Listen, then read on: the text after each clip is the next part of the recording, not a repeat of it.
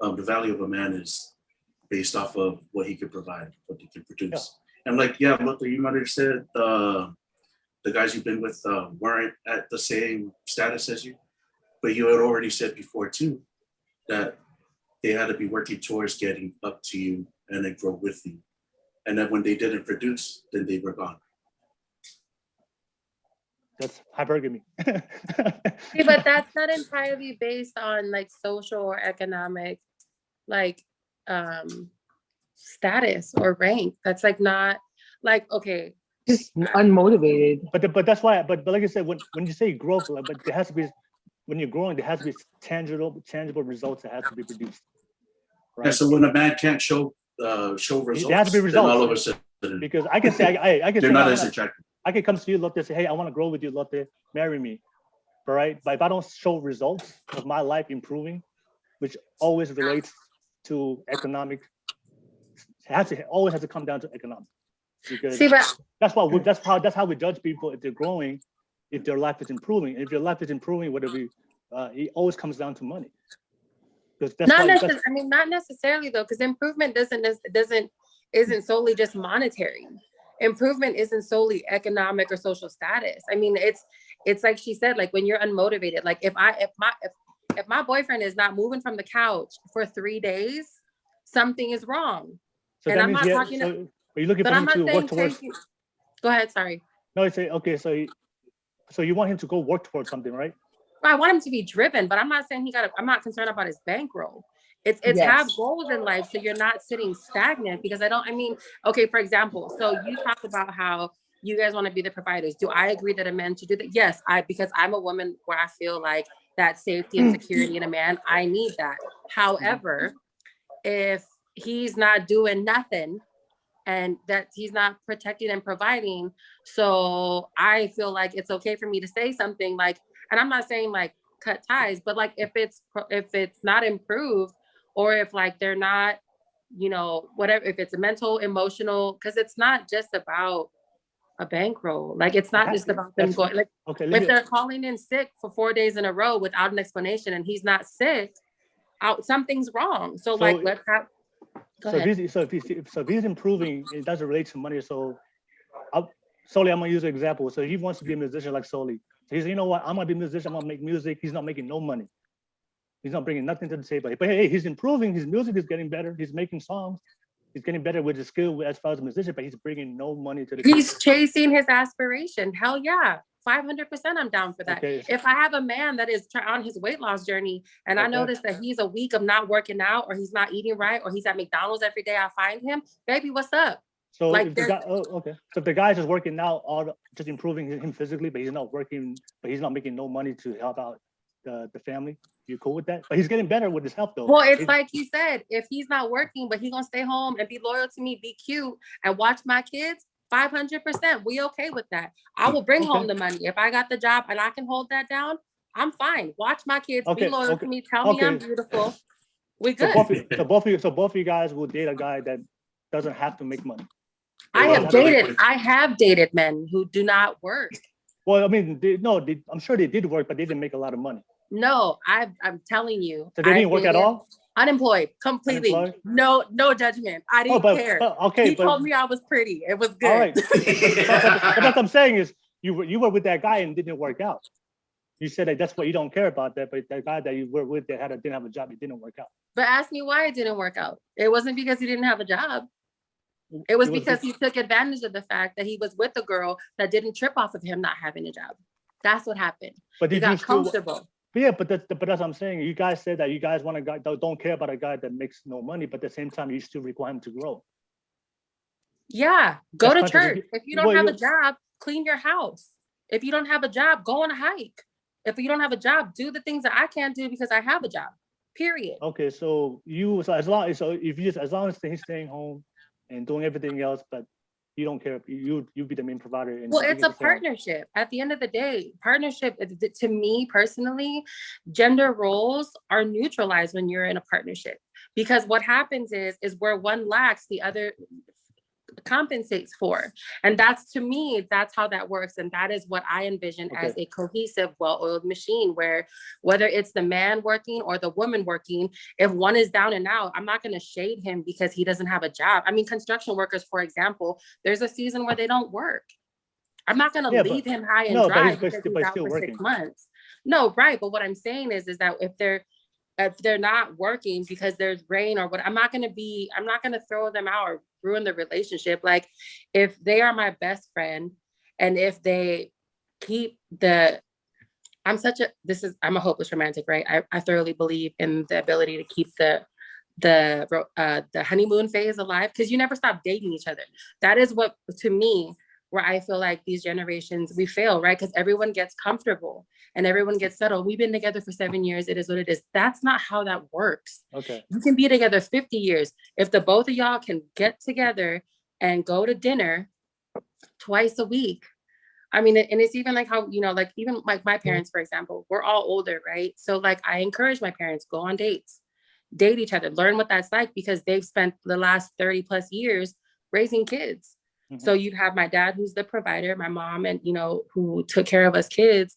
And, there's not a lot of relationship time, amidst raising 4 kids, there's one got to be one place, the other one got to be the other place. And then they don't have their own time, to spend time together. So that I always like tell my parents, I'm like, they go camping and stuff. I love that, because that's them rekindling and reestablishing their commitment and love for each other. Not that it ever went away, but just to remember what it's like for it to be just the two of them. That's like important to me. So if a guy approached you, it was like, hey, I'm attracted to you. I don't have a job right now. I want to depend on you. That's his opening line when he comes to approach you. Are you okay with that? You're gonna take him? You're gonna date? That's awful. No, because I want to know who you are before you tell me I want to depend on you. Like, establish the trust. So for me, what I feel like where hypergamy becomes an issue is because there's a lack of communication between the two people. So it's if the expectations and the standards, because I feel like everyone. Hold on, sorry, my dad's at the door. No. So Lote, so for you, like you said, like you just the guy doesn't have to make no money. That's what you said. I don't really care about the money aspect because I work. I just want, as long as I know that even if they're not working, that they're working towards like becoming a better person or working towards a goal that they ultimately, like where what their final goal is, like to be able to financially provide for everyone, like and add me too, we're good. Like I don't really care about money right now. Cause like I feel the only reason why I was asking. Go ahead. Sorry. Oh, sorry. Oh. No, the only reason why I think I had asked those questions before, and I think it's interesting you guys are saying what you're saying, is because when Will used me as an example, I couldn't help but laugh because I've heard multiple, like my past relationships, I've heard multiple girls in our beginning phases like, oh, I believe in you, I'll support you. Yep. But like in reality, it took me 10 years of me doing music, doing shows for free, having to go into recording studios, getting burned on contracts, never seeing a penny off of music. And then each one ended the same thing, the same way. It was like, oh, well, maybe you should give up on this and get a real job. I never like depended on any of their money or anything that they brought. But that's just how it ended up. I couldn't bring in enough to be able to get enough of what they wanted, what they really wanted. Which I still don't know what they really wanted, but that's why I just thought your answers were funny to me, because I've heard that so many times from multiple people before. Yeah, because I mean that's what women would. The thing is, that's what women would say, right? I don't care. I just want a guy. But the thing is, you guys are always attracted to a guy that's gonna take care of you.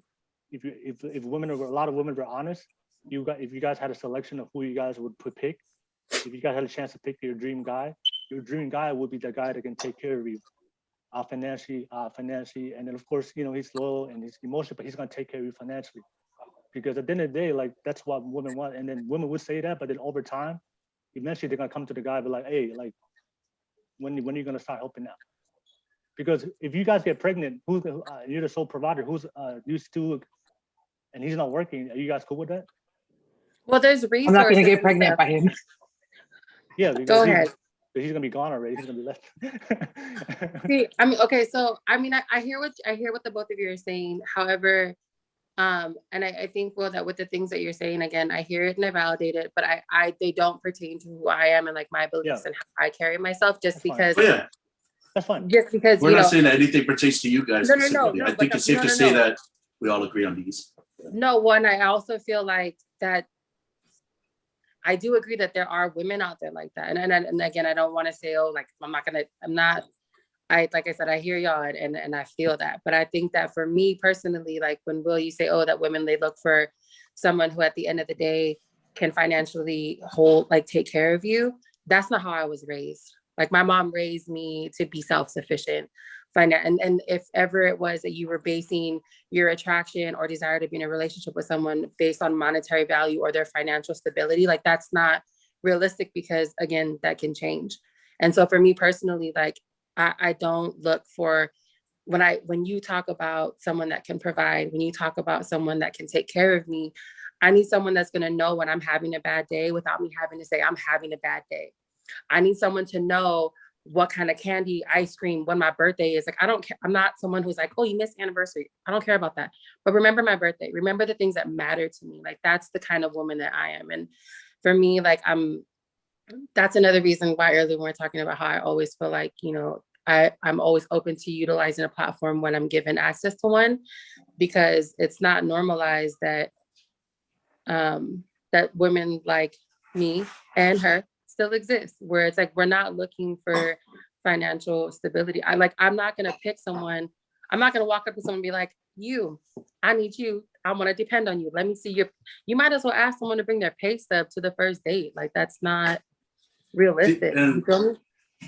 So You know, go ahead. No, go ahead. Yeah. No, I was gonna say, no, I already forgot what I was gonna say. Go ahead. No, so Natasha, let me ask you. So I'll give you a scenario. So there's two guys, right? There's two guys, and everything's the same. Everything's equal. So the love, the emotion, intimacy, the kindness, everything is equal with these two men, right? One guy works at McDonald's, making say $20,000 a year, and one guy is a doctor making $500,000 a year. But everything's equal. Everything's equal. They both love you the same way. They're both emotional. They're kind. They check up on you. Everything you just said of all the stuff that you want, it's both equal in them. Which one do you go with? So I feel like the standard answer should be like, oh, I'm gonna go with Mr. McDonald's. No, be honest. Like, No, I'm I am. like, be No, honest. that's what I was getting into. Is like, it doesn't matter to me. Like, honestly, for me, it's I'm not. If you have a job, then we're good. No, like, let me ask you. Yeah, but which one would you choose? Which one would you choose? It wouldn't matter to me. Which is If the they- handsome one? No, everything's equal. Thank you. Everything is equal. I just said Facts. everything is equal. Everything's equal. You just gotta So choose one or the choose other. one. Choose one. I would choose the handsome one, honestly. They both, everything's equal. All that's equal. Everything's equal. They're twins. The They're only twins, difference- and one's broke. The only difference is one is making $20,000 a year, has no ambitions for his life. One's a doctor and making $500,000 a year, and he has ambitions for his life. That's the only difference. I think if you're a manager, I'll go with the for any ambition position- one. But let me say, pick which one would you honestly, like you say, be honest. If you want to keep it real. No, 100%. Well, What would okay, you- no, what would so you pick? that's fine. So like Lote said, I would pick the one with ambition. Because you can have ambition and work at McDonald's and be a manager. He could have started out as the fry guy and worked his way up the chain. Like, I celebrate that. Everything for me, everything is about start. I mean, for example, my dad, like, he came from Samoa and he came here to, to the States to go to school. He started at PG&E just as like a yard guy. My dad is now a foreman. My dad is a big dog in PG&E. You feel me? So for me, I'm very much a person of like, I'm genuinely not, but if you're gonna tell me that Mr. McDonald's don't have no ambition, but then the doctor does, then I need the ambition, because for me, that's what's gonna keep me motivated. If he's ambitious, I'm gonna be inspired by that, and I'm gonna want to be ambitious too. So ambition always translates to economic status. Not necessarily. It does. I mean, Because if you're not ambitious, you're just at home sitting and not doing anything, not even working. People who are successful are all ambitious. That's a trait. You can look at personality traits. and dictate people's behaviors of what they're going to do with their life. People who are lazy don't have ambition. People who are But successful success have isn't ambition.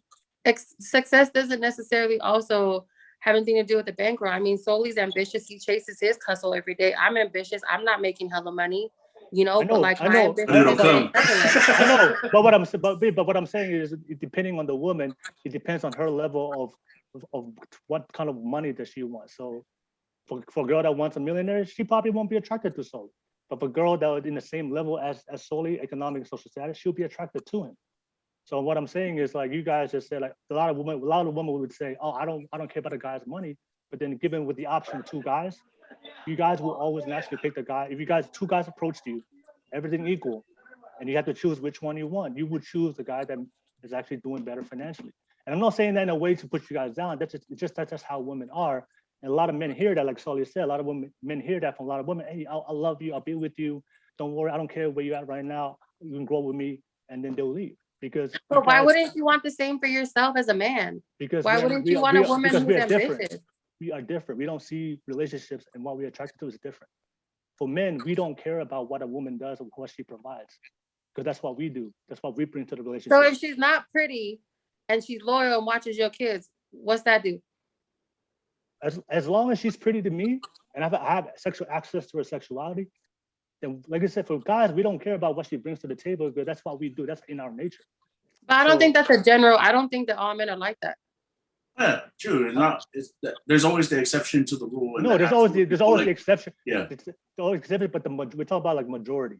A majority, if most guys are gonna meet, they don't care. But like I said, they're always gonna be attracted to a woman's. Because like I said, Soli, make you a perfect example. Soli, you have two women, everything's equal. One makes 10,000, one makes 500,000. Does it matter for you? No, it's whoever one says yes to me. I'm not mad at that though.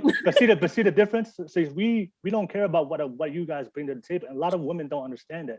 You guys, look, why don't you guys want the same thing I want? Because I want a guy that is ambitious. I want a guy that's confident. I want a guy to bring to the table. Yeah, that's what women want. But men, we're different. That's not what we look for. What we look for is access to your sexuality and just your feminine energy. So that's why you see a lot of these women, very successful women, they're like, oh man, I'm accomplished, I got a degree, I'm doing all this for my life. How come I'm not attracting the man? Because what you're bringing to the table are things that men are not looking for.